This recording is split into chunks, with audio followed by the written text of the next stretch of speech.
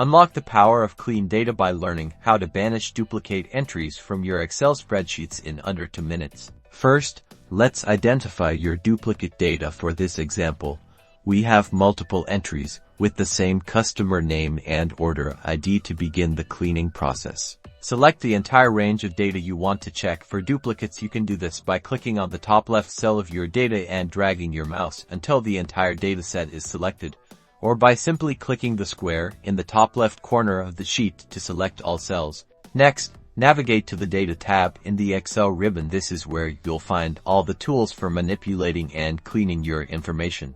Within the Data tab, look for the Remove Duplicates button. It's usually found in the Data Tools group. Click on this button to open the Remove Duplicates dialog box. Now, a dialog box will appear. Excel will automatically suggest columns to check for duplicates based on your selected data. To ensure accurate removal, you want to select all the columns that, when combined, define a unique record. In our example, both the customer name and order ID columns are essential for identifying a true duplicate, so we'll make sure both of these are checked. Once you've confirmed the relevant columns are selected, click OK. And just like that, Excel will remove all identical rows, leaving you with a clean, accurate dataset.